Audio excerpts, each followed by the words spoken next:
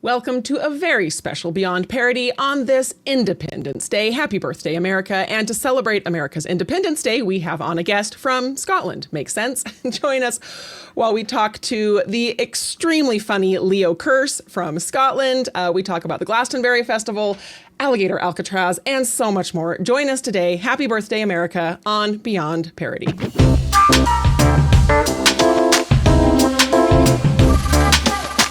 Welcome, everybody, to another episode of Beyond Parody. We're super excited to be here this week. I am joined, we are missing out on Dan Dillon this week, who had to run to something. And we are joined this week by two usual guests and one unusual guest. We have Mr. B, our tech guru. Hi, Mr. B. Howdy. We have Travis. Hello. Travis, Hello. The venerable Travis from Venerable, the B. yes. Venerable. You have a word of the day calendar, I guess. Yeah, I do. And that was my word today. And then we have Leo Kearse. And I am so excited to have comedian Leo Kearse. I was introduced to Leo a few years ago by my brother, who sent me a YouTube video and said, you have to watch this clip. It is the funniest thing you will ever hear. It was, I think it was comedy. It was the one where you talk about Extinction Rebellion and the turtles dying, choking on the straws. Oh my gosh. If you haven't seen it, go to YouTube and watch. You might be able to tell people where it's found a little easier, but it's my favorite. It's so funny. He makes fun of climate change, which is my favorite. Yeah, you can see it on my YouTube channel. Can't believe I'm getting a plug-in already. And also, I sold that joke to Rob Schneider. So if you go and see Rob Schneider on tour, I probably shouldn't say. But yeah, I thought, let's license it to different countries. I can get like some Argentinian guy to do it in his country. Some Chinese guy can do it in Hong Kong or whatever. Not that I see Hong Kong as Chinese, of course. No, definitely not. No. And if you can't tell, Leo is from Scotland. I looked up a few little factoids. I want you to talk really quick about this, Leo, that you were let me bring this up here, the Scottish Comedian of the Year and a UK pun champion. At the Babylon Bee, we love puns. So I was very impressed to hear that you are a pun champion. How do you get to become a pun champion? Oh man, like basically it's probably the worst career move you can probably make as a comedian, because then everybody knows you, everybody thinks you just do puns, and then you phone up promoters and they're like, nah, my audiences don't like puns because they're not idiots, and then they hang up. But yeah, basically, like I used to do a show called A Tell of the Pun, and me and my mate would dress up as I was a Tell of the Pun, he was Genghis Pun, and we did pun battles based on what people shouted out. And we came up. Usually pun, it's usually safe for kids, but we did more like political and sort of edgy puns, and stuff about. I had one about Israel. The Israeli Prime Minister said, "You can't email me. I'm not on Hotmail." And I said, "Ben, do you mean not on Yahoo?" Benjamin, not on Yahoo. That is right up. That is totally on brand for us. This is fantastic. We're off to a good start here. And lucky for me, he's not going away. He's staying in power for how long has he been Prime Minister? Like he's 50 76. years. So, he was in power and then he left power and then he's back. So I don't know how their politics work. It's great because it means I can keep doing that joke. The next one might not have as easily punnable name, so we got to be careful. The Hebrew names can be a little tricky, so that would be don't Tel Aviv. That would be hard. So Leo, we here on Beyond Parody, we talk news and we make fun of the news, and I was so excited to have you on this week because we had this whole Glastonbury Festival, and for us over here across the pond, might not be as familiar with what the festival is, why it created such a firestorm, why now a rapper from the festival is not allowed in the U.S. You've spoken about this a lot this week. Could you set this up for us Yankee viewers? What is the Glastonbury Festival and what happened particularly this week that was noteworthy? So the Glastonbury Festival is a long-standing music festival. It's like the biggest one in the UK, and it's almost all like white people. It's white, middle class, sort of getting quite old now. Like, people are about 50 who go there, and they tend to work in the public sector, and they're all they're achingly woke. They're achingly left wing. It's like the Democrat convention, and like the Democrat convention, it also has big walls around it. So you've got all these woke people saying, tear down borders and stuff. So like, how about we tear down the border around your festival and we let thousands of illegal migrants into here? Like, all I want for my country is for my country to have borders as secure as the Glastonbury Festival. That's all I want. So, it's a festival of virtue signaling and hypocrisy, and they still see themselves as this like counterculture. I mean, maybe in like 1968 it was the counterculture, but now it's sort of moved on. It's broadcast on the BBC, which is our state broadcaster. We still have a state broadcaster in the UK because we're desperate to be communist here. I don't know why. So this is our Russian Pravda channel. But yeah, it's broadcast on the BBC. And basically this year there's been a bit of controversy because there was a band called Kneecap, who are very anti-Israel, and they celebrate terror groups and all this sort of stuff. So they didn't get banned from the festival, but they weren't broadcast on the BBC. But this other guy, Bob Villain, if you like puns, Bob Villain, very clever. The first time I heard about him, I thought people were talking about Bob Dylan, and I was like, oh, wow, he's still an activist, huh? And yeah, I didn't realize it was a completely different person. Yeah.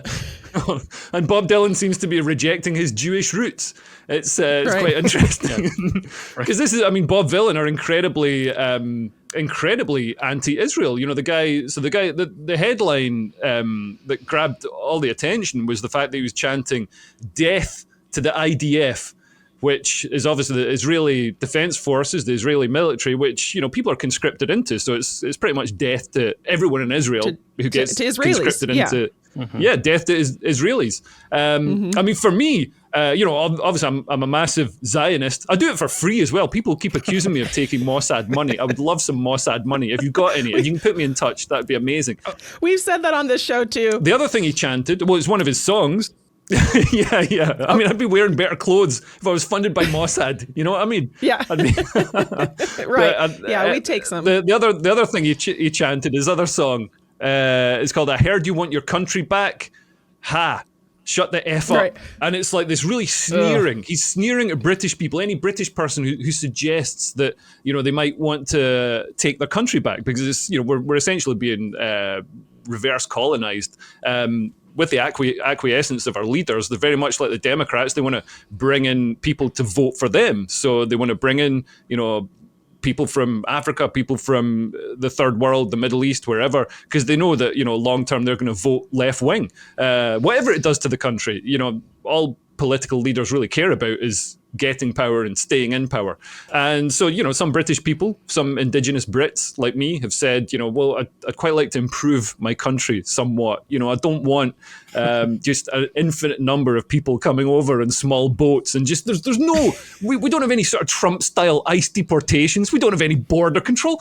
If they come across in a boat, our services go out and meet them and give them life jackets and bring them onto their boat and then take them to hotels, and it's all paid for by the taxpayer. We're like literally rewarding people to invade us. Isn't that it's crazy? Insane. It's the worst. Didn't Keir Starmer say a little while ago that he wanted to crack down on immigration into the UK or something? He made some statement, I think, because he saw people were losing favor with mass immigration into the UK, but who knows if that's going to have any impact. But when he was campaigning, when he was electioneering, he was like, I'm going to close the border because that's what people wanted to hear. But then, as we always see, when people are in power, they do what they want to do rather than what the people want to do. So we've got it's really undermining democracy in the UK, because every time British people have been asked, do you want massive amounts of Mongolians from God knows where, some of them with deeply alien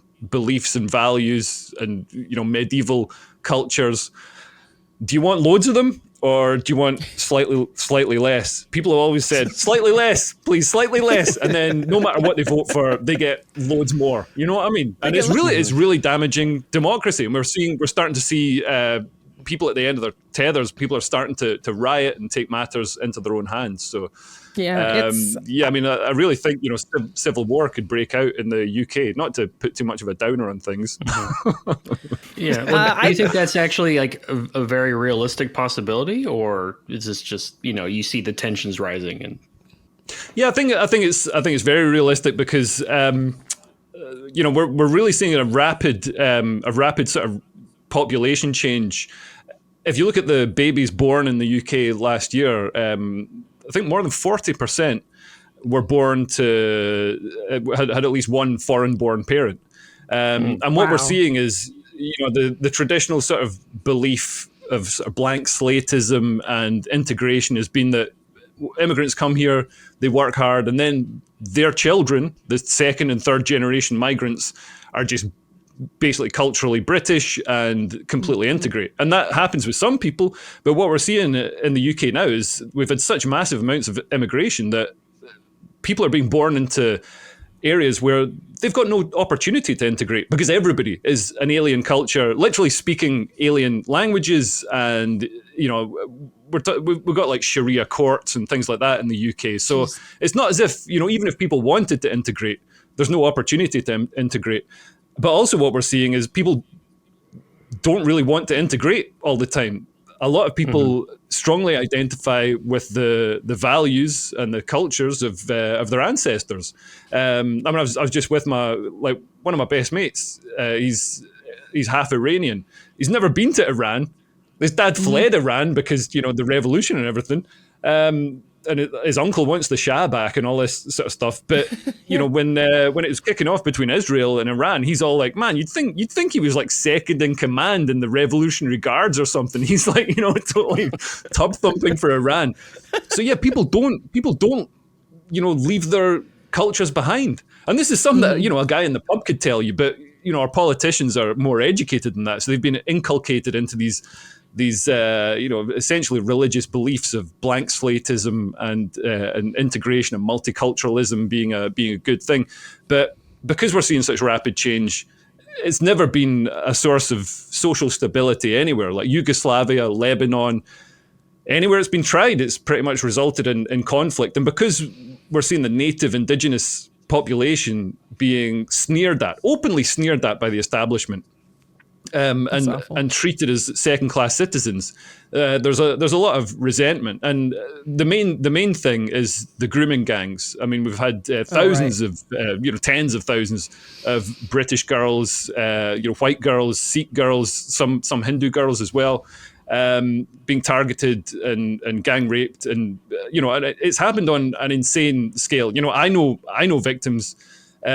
So even though they managed to cover it up for years in the press and try and call everybody racist, everybody knew about it. Everybody was talking about it. So that issue never went away. And now it's sort of, it's erupted again. And we're seeing even more of the horrific facts.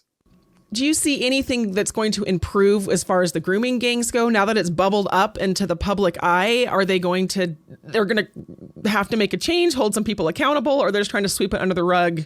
A giant rug.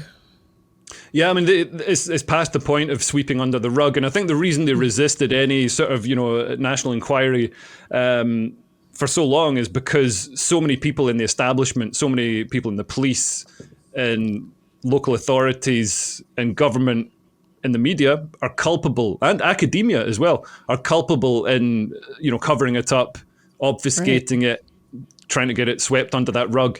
Now it can't be swept under the rug anymore. People know too much, and it's got to be dealt with properly. I think the only way they can possibly roll back in it is by starting to clamp down, like really visibly and really harshly on the people doing it and deporting them. But if we could do some sort of, bring back public hanging or execution, that would genuinely go some way towards preventing civil war. Yeah, well, that brings us to kind of round it all out. We were talking about Dylan, can't say his name, Bob Villain. Oh my gosh, yeah. Bob. I was going to say Bob Villain. So Bob Dylan Mulvaney. Yes. Bob Dylan Mulvaney. I can't. There's too many crazy people's names. We were talking about his outburst. I don't know what you'd call it at the festival, and then Trump revoked his he was supposed to come to the US and have this multi-site tour this fall, and Trump said, well, you're going to call for violence against the IDF, you can't have a visa anymore, you can't get into the country. So his tours all have been canceled. And I was reading that Germany, there was like 10 other countries now, he's done, like his musical career is done. So that, I guess that's one positive thing to come out of stuff. Wow, even Germany, huh? Yeah, I don't know if I was I think he'll still encouraged by be. that. He'll still be really popular with people on the left. He'll still get. I think it's really boosted his profile for music festivals and live shows in the UK. As happened with Kneecap, the sort of Irish provocateurs. The thing is, all these bands that are they're sort of painted as anti-establishment. Man, this Bob Vylan band. They perform. This guy, the guy behind it, Pascal, he's got like some double-barreled name. He's like actually quite a posh-sounding guy. He's got like a degree in poetry and stuff. The guy's whiter than me, but he's performed at like police conferences. Like he's a Kneecap. Kneecap received millions of pounds in funding from the UK government for a film they made, and it's like they're sort of positioning themselves as, we are so anti-establishment, we are so anti the government. It's like, no, you're literally funded by the government. You perform for the government. You're broadcast on the state broadcaster. These are the absolute celebrated by the left. Well, I grew up listening to the Cranberries. That was and I know that's an Irish band, but yeah, you can laugh at me, Travis, but I have 2 X chromosomes, so I'm allowed to like the Cranberries. That's true. I would be concerned if you grew up listening to the Cranberries, any of you. But they were definitely anti-establishment. I would say the Cranberries was a very, they hated the Catholic Church, they hated the government, they were singing about. But I think you're so right, Leo, that these bands are part of everybody supports their views. They don't have these fringe views anymore. It's like the establishment views. Like hating Israel right now is super in. It's super popular. It's super trendy. God, yeah. Yeah, and so it's more popular now than it was in like 1933 in Berlin. Right. Yeah. Oh, yeah. It's not a fringe belief to be anti-Israel. It's like very establishment, and with it comes the trans stuff. It's just the We've talked about this a lot. The unicause, the trans stuff, and the anti-Palestine or the anti-Israel and the climate change and all of it. It's just one big party belief. And it's mad how none of it fits together. So like this Bob Vylan guy, he's prancing around in front of Palestinian flags saying, white British people don't own any land. They got no claim to this country. But then in the same breath, he's saying the Palestinians own their land and should absolutely have their land. It's like, well, pick one. Like, do we all live in a borderless economic zone that anybody can walk into and out of, or the Palestinians do, but white people don't? Make up your mind. It's a lot of hypocrisy. Over here in the U.S., we did something this week that I thought was really interesting to tighten up our borders. And it's a little thing that I guess is called Alligator Alcatraz. Travis, you've heard about this. I know, Leo, you said you've heard about this.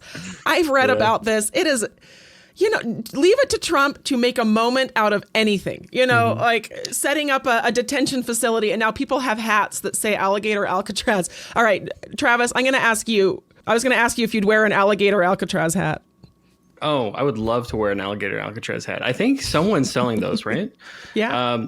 It's a migrant detention facility at the Dade Collier Training and Transition Airport in the Florida Everglades, surrounded by alligators. It's under construction, so I don't think they're using it yet. You can see tents and temporary structures set up. But what I really liked about it is that a reporter was asking Trump, like, "Oh, aren't you concerned that if they escape, they'll get eaten by alligators?" And he's like, "Well, I think that's the point." But I really think this kind of happened because there was news a while back where he was talking about, the actual Alcatraz in San Francisco, and he wanted to let's open that up again. I love Alcatraz. Let's make that a prison. And I'm willing to bet someone said we can't do that, sir. And he's like, well. Alligators, Alligator Alcatraz. Yeah, he's like a 6-year-old or like a Bond villain. He's like, let's sharks with bees in their mouths. Yeah, let's have that. And I love it. And you know what? It works. It's like his idea. Let's have the B-2 bombers fly all the way from America and drop these massive bombs into their bunkers, and it's like, it totally worked. It's the best, most effective Middle Eastern intervention ever. And this thing, man, nobody wants to get eaten by an alligator. It's like one of the worst things to get eaten by. They do the death spin. They grab a limb and they spin and twist off a limb, and then they eat you. I didn't know that. And they stuff your body. They stuff your body under the riverbank so it decomposes so they can eat you better. Okay, how do you know? You just know this just for fun? You guys just know how alligator expert. I'm an advisor on the prison. So, Oh, okay. Well, that helps. Wait, are you really? I don't know. I would take you no, but seriously. if you can hook me up, with Mossad and these prisons in prison. Florida, that'd be amazing. Those are apex predators. Those things survived so many extinction events to bubble up into our current time. I would not mess with them. And the funny thing is, Trump is, as far as I know, the very first president to ever set up a detention center like this. Right, Travis? No other presidents have ever. Yeah, no, Biden didn't.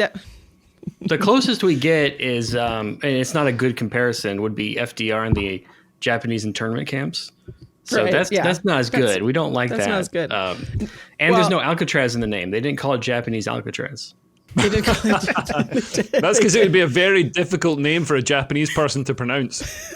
Jeez. Can we please just call them concentration camps? Because that's what they are.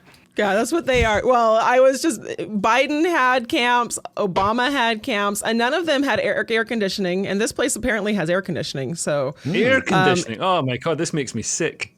It's supposed to be a punishment. Do you know what that is, to Leo? El Salvador. Yeah. No, we have it here. I don't have it in my house, but I have heard of it. I've spent a lot of time in the UK in the summer, and I have seen very little air conditioning over there.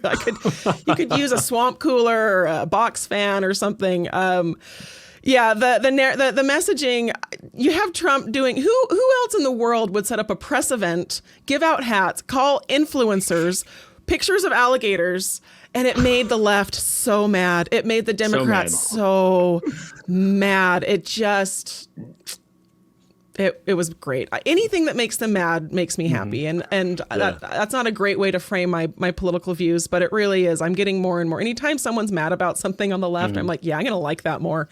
I'm going to support it more. But if I may, Leo, I have a question, since you're obviously a Scottish expert. It's a two-part question. One, do you believe in the Loch Ness Monster? And two, would, Loch Ness Alcatraz be a good option for you guys? Ooh.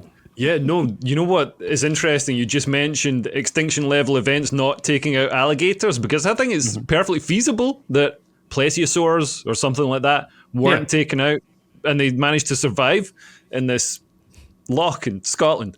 And it might sound weird, but it's so deep. It's deeper than maybe like an eighth of the Mariana Trench. It's incredibly deep.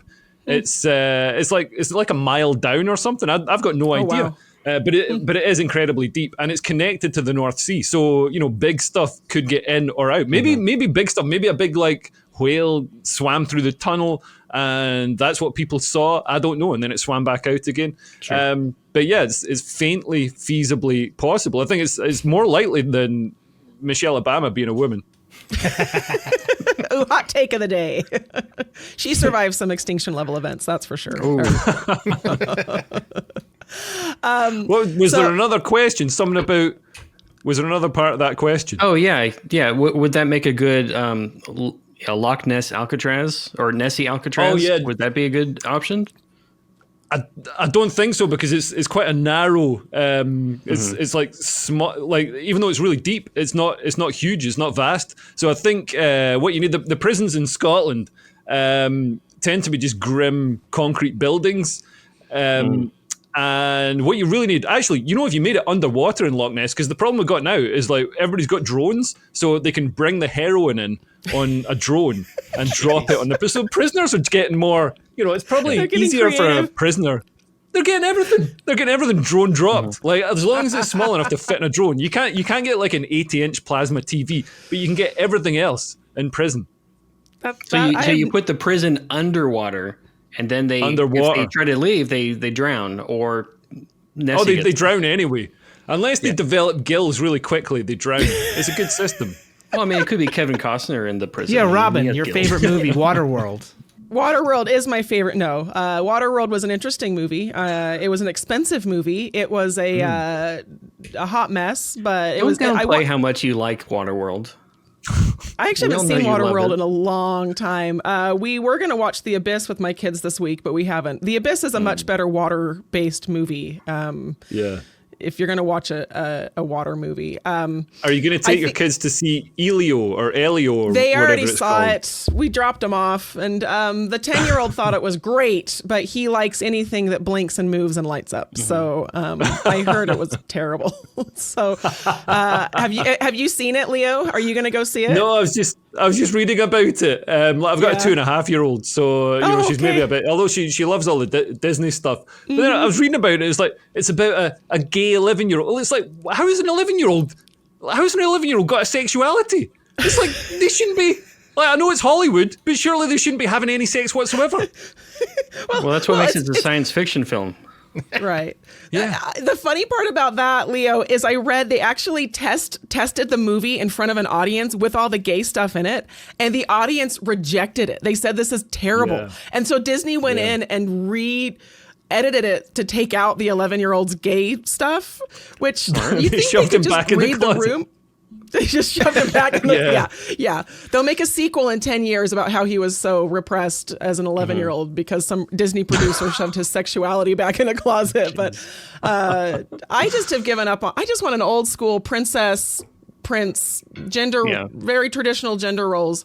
Oh, you can notice, like, we've got Disney Plus, obviously, and like all the films we watched Tangled last night. Anything before about 2012, like, it's just great. And then after that, it's like, oh god, everybody's a fat one-legged lesbian. And it's the animation style, that like wide mouth, like I can't do it, but Travis knows what I'm talking about. It's like that very distinct Disney-looking Pixar. They've like everything's been degraded. Communism, Marxism degrades everything. It degrades art styles. It makes everything ugly. I just want a beautiful.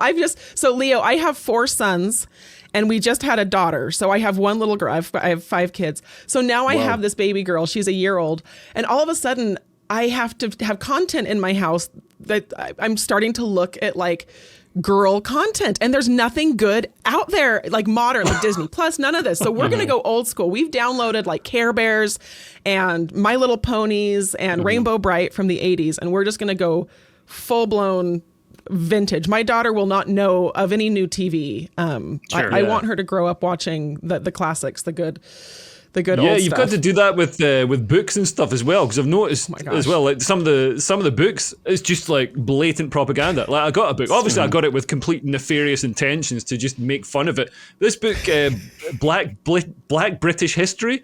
And it's like, it's all about how, the first British people were black. And it's like they might have, they probably had a bit more of a tan than like a lot of the British people walking around. They weren't like from Nigeria. It's like an absolute nonsense to suggest that they're sub-Saharan Africans. No, but who's buying this? Who is this for? Like, who out there? Angry right-wing dads. Angry right-wing, exactly. That we're the primary audience. Just we're hate buying all of this stuff to. Well, anyway, somebody in my life, I shouldn't say names, gave me a book a while ago that was like gender inclusive. All the words on the back of it. I almost burned the book. I'm not a book burner, but I almost burned this one because it was this picture book about like gender fluid 5-year-olds who, like, the little girl wanted to play with the backhoe and the little boy wanted to play with the dolls. I have 4 boys. Not a one of them have picked up a doll ever. At least not to swing it around and like hit a wall with it. But yeah, it's just. I've got a daughter who's like 2.5, and she's quite a sort of like aggressive. She's quite a boyish child sometimes. She loves all the princess stuff, all the pink stuff. But yeah, she's all, and the other day she's like, I'm a boy, and I know for a fact if I was a liberal parent, if I was one of the majority of parents out there, I'd be like, oh my god, I've got to phone a gender counselor and get her railroaded onto this transition process. And it's mad. Like, kids just say mad stuff. I mean, she said that, and I was like, yeah, fine. And the next moment she's saying, yeah, I'm a dinosaur, rawr. And I'm not going to weld dinosaur scales to her, get her transitioned onto that process. Dinosaur affirming care. Yeah. Yeah. Sometimes kids don't need to be affirmed. Sometimes kids are just talking nonsense. Sometimes it's almost like kids grow out of stuff. Even when they're teenagers, they grow out of stuff and maybe cut the stuff off. Not Elio. No, Elio's. He's just going to stay in the closet, and he's going to stay in the closet. Like ripen and ferment. and become gay.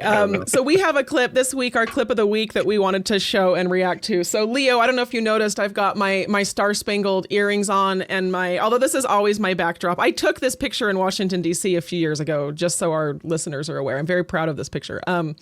We were there. So this tomorrow, actually, we're releasing this episode on Friday. So it's the 4th of July for people who are listening to this. Happy 4th of July. That's the day that, sadly, Leo, that we became cousins and not brothers. Wait a minute. I shouldn't be celebrating this. This is like, this is my land. Come on, you decolonialized yourself. I want it back. We parted ways a few years ago. The UK. I don't know if anybody's heard about this. There was this little revolution, and we won, and we're over here now. So we have a clip of this crazy liberal woman. I'm not going to set it up too much because I just want everybody to listen to it. It's about a minute long, and she is very opposed to conservatives or Republicans celebrating the 4th of July. So B, do you have that link? All right, here we go. If you support Donald Trump, I better not see you wearing red, white, and blue, flying a flag, eating apple pie, or even taking the day off work on the 4th of July. You can wear orange and eat Big Macs on Donald Trump's birthday, but the 4th of July, Independence Day, no, you cannot celebrate Independence Day while simultaneously supporting a man that is actively trying to dismantle our democracy and undermining the Constitution at every turn. Because you do not love this country. You do not value this country. You love Donald Trump for some unknown reason, and you've decided to put him above our country and the principles upon which it was founded. So save your you are not a patriot. You are actively anti-American. Yeah. I don't want to see you lighting fireworks, eating hot dogs, anything. That is not for you anymore because you, my friend, are not a patriot. You are not pro-America.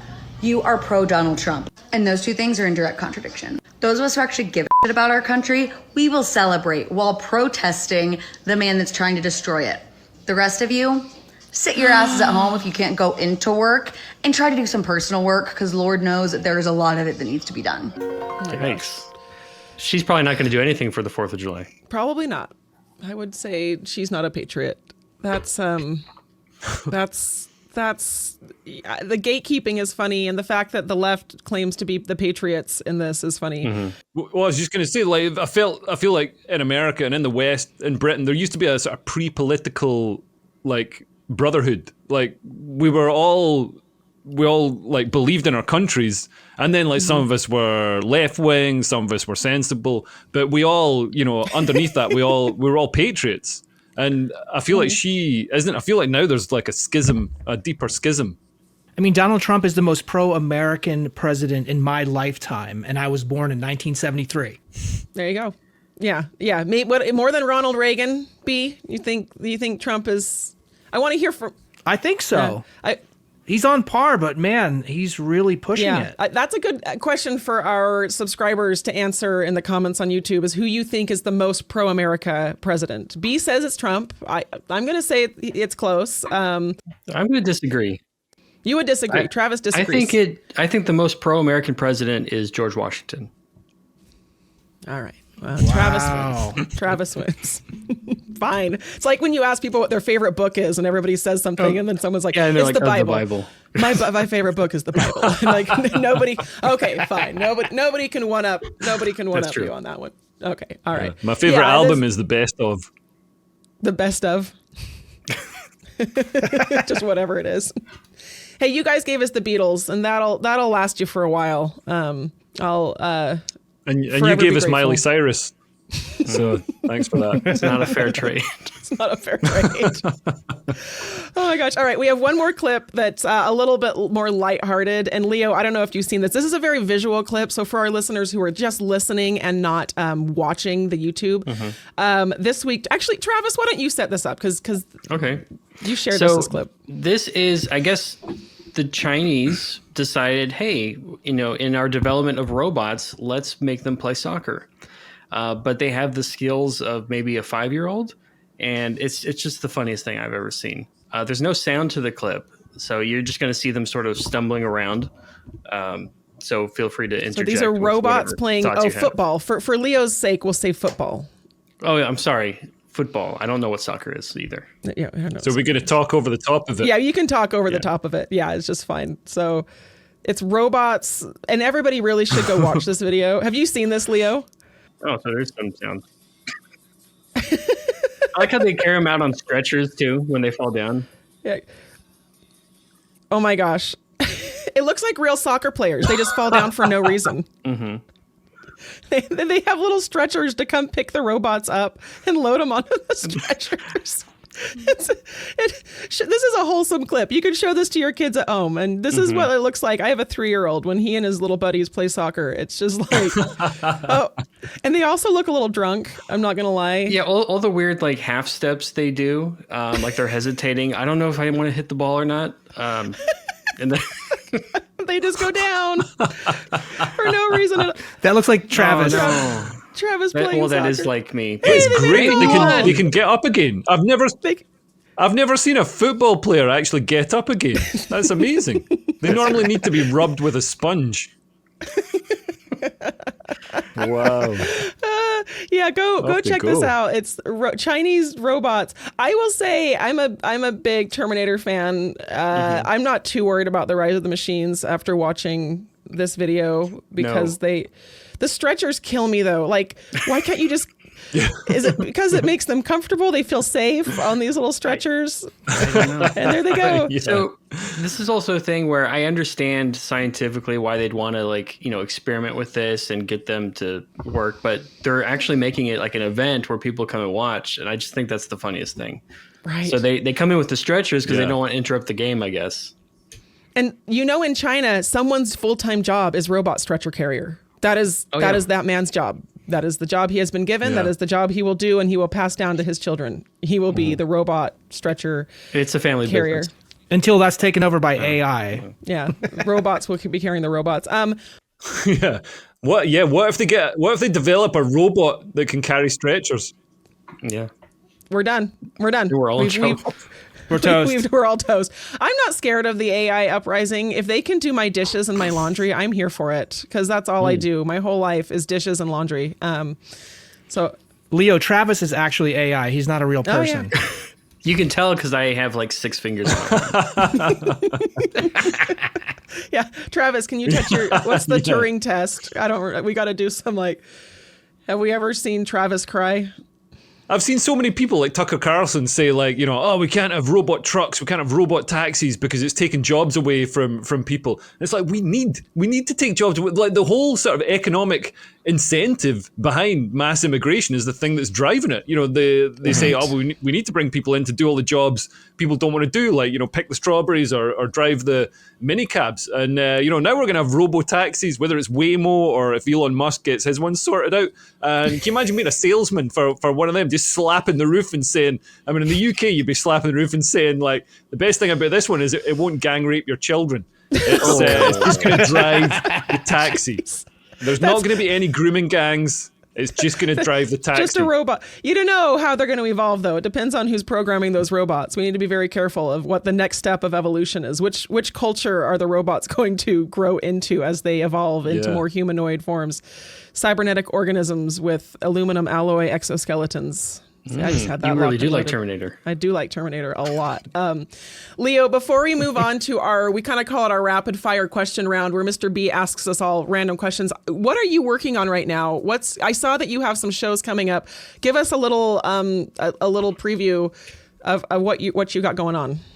Oh yes, I got some live shows coming up in the UK. I'm doing Southampton on the 9th of July, and I've got 2 shows in London on the 17th and the 24th of July. And then I'm going down to CPAC Australia on the whenever it is, September, October or something. I did it last year. It was really fun. So they booked me for it again. I hope they don't think they're getting different jokes. So I'm gonna do that. And yeah, like basically I'm just like I haven't been fired from GB News, but I also kind of have been fired from GB News. So I'm doing a lot more on my YouTube channel, and I need to do that and like make money because I got used to doing TV. I got used to being like rich for like the first time in my life, and I don't want to go back to being poor.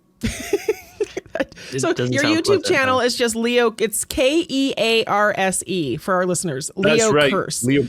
Yeah. It's very funny. I plug it. I put in a plug as well. And it translates. I'm curious in Australia how they deal with your politics. Do you have an audience there? Because Australia is kind of lost. Like they're gone. COVID. No, I know. Like Melbourne was crazy. The Ring of Steel and all that. I was marooned in Australia during COVID, but over in West Australia, which was like the best place in the world to be. We had no lockdown whatsoever. It was apart from the pubs shut and stuff. It was amazing. I was going we're going hiking in the hills, we're going swimming, running on the beach. It was just brilliant. And then I made the mistake of coming back to Britain, and it was horrible in Britain. You know what I mean? But but Australia is really, even though the government is super left wing, the people are kind of right wing and really sort of down to earth and common sense. They're rebel criminals. They came over. This is the thing. Half the population is descended from criminals, and the other half is descended from prison guards. So you've got the sort of nurse ratchets running the country, but then everybody else is a total hooligan. I didn't think about that. I have never been to Australia, but the flight alone is something that makes me prohibitive. I don't love long flights. Long flight. So have you been over there, Travis? No, but I do have a boomerang from there, which is a prized possession. You're like half Australian, I think. I'm half Australian. Yeah. Oh, are we getting? Is it in the room? It's lucky. It's lucky he likes it because you can't throw it away. Authentic. Yes. Wow, Travis, granted, show it's and tell. from the gift shop in the airport, probably. But it's got all the stuff on it. But have you tried to get rid of it and it just keeps coming back? It doesn't work that well, actually. You have to throw it a certain way. There's a knack and when to they it. do come back, they just sort of hit the ground near your feet. So it's not like the cartoons. Can you show us right now in the room? No, just to see if it I'm works? not gonna do that. No, Travis isn't going to take out his. My wife would kill me. I forgot before we move on to questions B, Travis. So Leo, at the Babylon Bee, we have a community, a forum where people can submit headlines. Anybody can do it. You go, this is how I got hired as a writer. I just started submitting headlines. It's called the forum.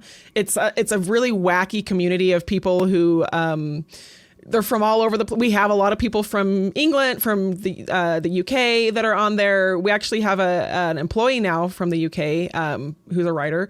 So what we do on our podcast every week is Travis reads user-submitted headlines from the week, and we just react to them real quick. And our community loves it because it's really ground up kind of stuff. That's what makes the Babylon Bee so awesome, is it really is this big community of, there's not a lot, because liberalism has kind of taken over the culture, it's more like you have to kind of wink and tap your nose if you kind of have conservative beliefs, and so because it was the Babylon Bee that originally kicked off Elon Musk buying Twitter. I remember there was a joke about the 4-star admiral Rachel Levine and who won Woman of the Year or something, and Babylon Bee made a joke about it. Babylon Bee said it's Man of the Year, and and that was it. Twitter was like, no, this is a woman, and it's like, it's obviously not a woman. Come on, can we just have I'm sure there's left wing people out there who are just like, I'm a bit left wing, but that's a bloke. You know what I mean? That's what are the pronouns, like meat loaf. This is ridiculous. That's a bloke. Yeah, it's crazy time we live in. I did want to ask you, Leo, if you know J.K. Rowling, because you guys both live on the same island, and she's been doing phenomenal things for the anti-trans movement over there. I saw at Glastonbury they had a poster of her trying to be derogatory against her. Did you see that? Where she's smoking her cigar with her whiskey, and she reposted and said, I look cooler here than I have ever looked in my entire life. She's such a badass. She's so great. So it's like you and J.K. Rowling that I see on Twitter from across the pond who are fighting the good fight over there. Because it's a lot of crazy. All right, Travis, do you have our headlines? For our featured headlines, the first one comes from LPA the Machinist. Miracle as church coffee turned into good coffee. This one's from Old Haas. Oh, this is great. Iranian crowds chant "Death to America" in hopes of getting into Harvard. This one's from Jackson Baker. District Court issues nationwide injunction on Supreme Court ruling. Oh, that one was actually published. That's very America legalese. Yeah. Oh, we published this one. Oh, this one's great. Yeah. The next so one. I think it's almost unchanged. So that's good. So this one's from Westland 619. Taco Bell authenticity questioned after 0 ICE raids. That one was also published. That one's a slow burn. It takes you a minute to get it. Yeah. This one's DJ Carp 68. CNN reports viewership largely intact. That one was also published. There was a ratings report the other week, and MSNBC was doing even worse actually. So. Yeah. Okay, one more. This one's phenomenal. This next one. All right, from the Hustler family. That's an interesting name. Iran puts McDonald's signs in front of remaining nuclear facilities so Trump stops bombing them. That's great. Yeah. Should we do one from the updates section real quick? Yeah, oh crap! I can't. Can I say crap on our show? Darn it! No. Bleep that. Buttons. Bleep. Yes. I actually dated a guy one time who got really mad at me for saying crap. Is that your husband? That was not my husband. I did not marry the guy who was offended by the word crap. That would not have worked. But did you say the crap guy? I did not marry the crap guy. Now, was it because he had too much problems with mental images and he's like, gross, or was it? No, he was offended by the language? word. He actually, and I hope our viewers don't take umbrage with this phrase. He referred to it, and I am not joking. He referred to it as the C word when I said it. Interesting. And so, that's not the C word. The C word. I learned that later. Okay, all right. I didn't know it at the time. I was so sheltered. I was so naive. Oh, you're just like, I'm sorry, the C word. That sounds terrible. Yeah, I didn't know. But you could barely say crap at that point. Yeah, I wasn't allowed. I went to Brigham Young University. We did not say crap at BYU. So for our updates, so these are the ones that get the special update rewards that people give out. From Anaphylaxis, Joe Biden to play goalkeeper on Chinese robot soccer team. Oh, that's good timing. Since we watched that video. Wait, I gotta see. Oh, I can't. You gotta. Oh, it's not. Oh, my green screen is behind it. Never mind. The image on there is. That's great though. Look at that. My phone, you can see the green screen through. That's weird. Yeah, that's really weird. Yeah, they got a Photoshop of Joe Biden in there. It's pretty good. Yeah. LPA, the human being, Florida sheriff deputizes all alligators. And there's an adorable AI picture of an alligator sheriff. Yeah. Also from LPA, the Batman. I guess this is a thing the forum uses. Yeah, so it's at the Bat Night. Mm-hmm. Okay, at Bat Night. Trump proud to announce next big maximum security prison will be Jurassic Jail. With dinosaurs. Actual dinosaurs. That's great. Good job, you guys. Good job to our forum and our subscribers. All right, B, we're ready for questions. Why don't you give Leo the first one? All right, Leo. If you could roast any public figure with 0 consequences, who would it be and what would you say? Any public figure? Any at all? I mean, I take it this isn't actual roast them over a fire, because I couldn't do that with Lizzo. Because she would burn for about 2 weeks. You know what I mean? This would be like, I saw she lost weight. You know what? Yeah, I saw Azalea Banks slamming her for using Ozempic, because Lizzo's all like, I'm doing it with protein and exercise and stuff, and it's like, wow, how convenient that you've suddenly discovered protein and exercise just as Ozempic's come out. You know what I mean? Mm-hmm. But if I could roast anybody, I'm not sure. I mean, like Joe Biden. You couldn't roast him, because it's like, that's cruelty. That's cruelty to it's elder abuse. Somebody who's already having quite a tough time. You know what? I think it would have to be some Hollywood celebrity, like somebody like Charlize Theron or somebody. The ones who steal the kids from Africa, and then the kids from Africa, they used to, when they got stolen by Madonna, they used to be like, brilliant. I'm gonna live in America. I'm gonna have this amazing celebrity lifestyle. Now they get stolen by Charlize Theron, and they think, oh, brilliant. And then 6 months later, they've got to transition because Charlize Theron's the trans. Yeah. Yeah, Oh, they sad. get it's all of them. It's Charlize Theron. There's like 10 Megan Fox. They all have trans kids. It's crazy.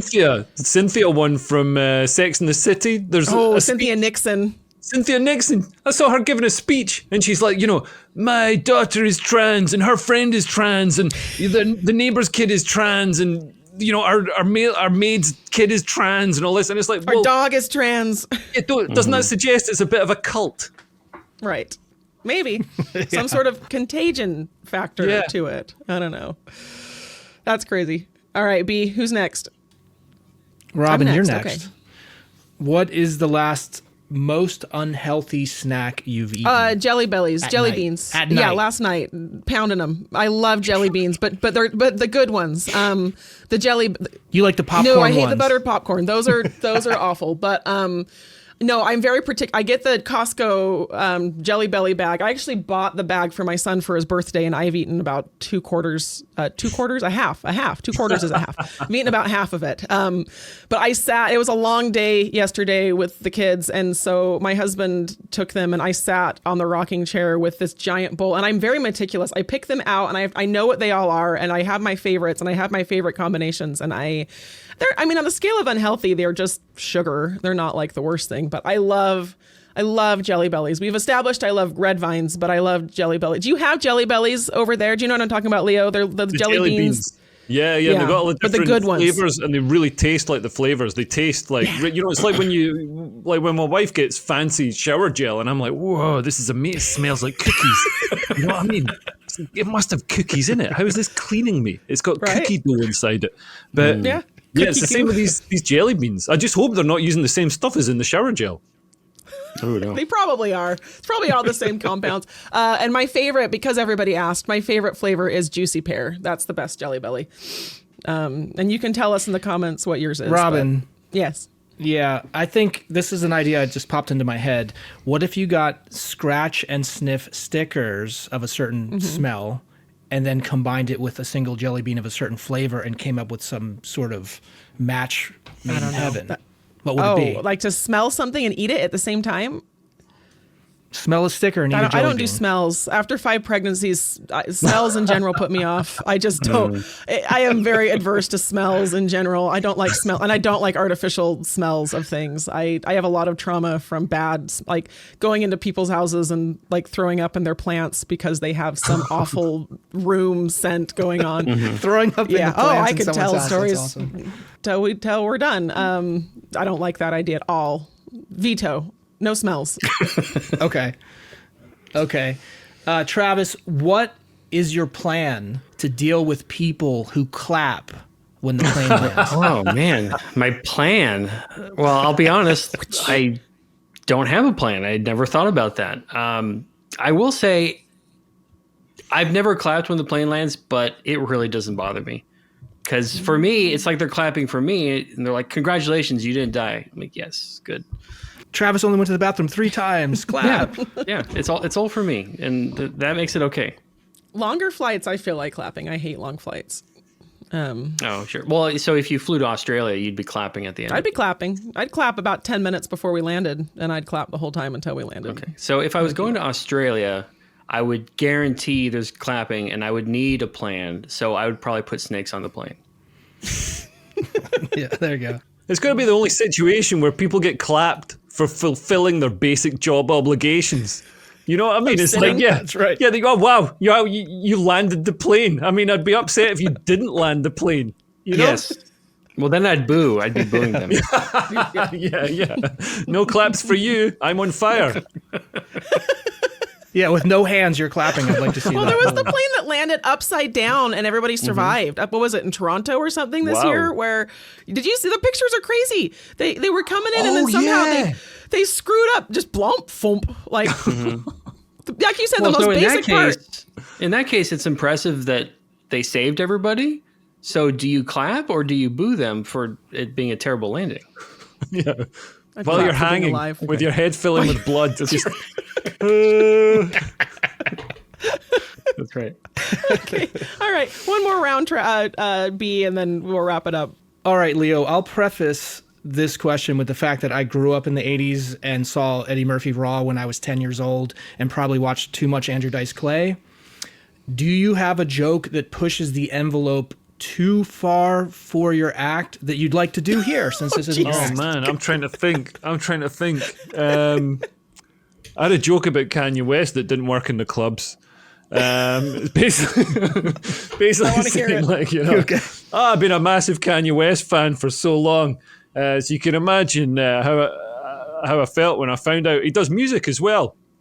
That's fantastic. I had another version of that one that was basically just straight up racism. So yeah, I can't do that. But yeah, no, there's a bunch of I've got a bunch of jokes that, you know, I can't think of any now, but I've got a bunch that I tried, and the amount of jokes I've tried, because sometimes, like the shows that I'm doing in London, the 17th and the 24th, they're like new material. So there's stuff that I'll say that nobody will laugh at. Like I had a joke. I was like, I hate racism. Like my mate Rupesh, he was in the street and somebody came up to him and started shouting at him, like being like, "You're disgusting! Wow, it's so terrible." He couldn't finish his, and you know that's. Oh, sorry, I know I'm not supposed to swear. No, that's fine. Yeah, but that's what We can Rupesh bleep was a couple of doing. them. That's what he was doing. He was going to the toilet in the middle of the street. He wasn't really. It's a made up thing. But it's you know, that's a joke. That's a joke that sometimes I can do and sometimes I can't do. And if I can't do it, then if I can't do it and I do it, then I'm in a lot of trouble.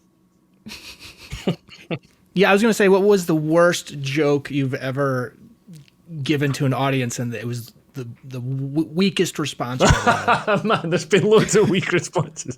You can't measure the weakest response. There's like, man, we're talking about an ocean. Silence. An ocean of silence here, you know? There's a lot. You got to remember, like with comedy, it's, you know, when you see somebody perform, there's a lot of prototypes in the garage that didn't make it to that stage. I like that. Yeah, That's yeah. a great. Okay, Leo, I have a question for you. So I write comedy and satire. I am very behind the scenes, but I have for years wanted to do stand-up. It's like a little dream of mine, but I have terrible stage. Like I get very nervous in front of people. And so how did you get over that feeling of like bombing or just being scared to fail, but doing it anyway? Like, how do you get over that initial, because I would love to go do an open mic night. I actually have a set that I've written that I performed for my like kids stuffed animals, but at some point I'm going to have to move outside of that audience level of comfort. So how do you get over that? So what you've got to do, I didn't do this, but what you've got to do is book in like 5 gigs, book in like 5 open mic nights. And then, you know, if you bomb in the first one, doesn't matter. If you bomb in the first one and the second one, doesn't matter. You got them booked in, so you got to go do them, because you can't let down an open mic promoter. Open mic promoters are the best people in the world, and they truly love and nourish. No, they're terrible people. They're, you know, like I'd rather go to a P Diddy freak off than deal with open mic comedians, you know what I mean? Like, I can't believe he got done for trafficking. It's like, so yeah, he put a prostitute in an Uber. It's like, what? We're not allowed to be gentlemen anymore. We're supposed to make them walk. Like, come on. He definitely has done way worse stuff than that he didn't get charged for. Maybe not. Maybe I'm just look into Justin Bieber's eyes. Oh man. Oh, there. Unseemly things happening for sure. Illegal? I guess not, because he got acquitted. Yeah. So well, I think it's great that, you know, I used to think I'd hear all these rappers and they're all talking about their guns and all the rest of it, and they're all so tough, and it's like now we know. Yeah, you might sing about that stuff, but in reality, what were you having to do to Puff Daddy to get that record deal? You know what I mean? Not so tough now, are you, Mr. Baby Oil? Yeah, Mr. Baby. I shouldn't say this, but I'm going to say it. We made so many jokes yesterday at work that we did not publish, that we were riffing, and that, you know, because our audience tends to be a little bit more conservative, and so we definitely scrapped a lot of jokes. But it was so. In fact, somebody finally came on. It's like, hey guys, we're not going to publish any of these, so let's move on to another topic. we had a lot of baby oil jokes. We had a lot of baby oil jokes. I think Travis, my favorite, and this one isn't that. Someone said like Diddy slides out of court or something. It was like a picture of him like sliding. I was like, no, guys, come on, we can't. Yeah. We can't do that. Just stop. Yeah, Travis is like the dad. He's like, hey guys, shut up. Be good. Be best. All right. B, is that everything from you? We're good to go. All right. We're going to wrap it up. Leo, this was so fun. We would love to have you on again another time. This will come out on YouTube, Spotify, Apple Podcasts, Carrier Pigeons, however you listen to your podcasts. But thank you so much for joining us today. Thanks for having me. Oh, good. All right. Thanks, Travis. Thanks, B. We'll see you guys all another day.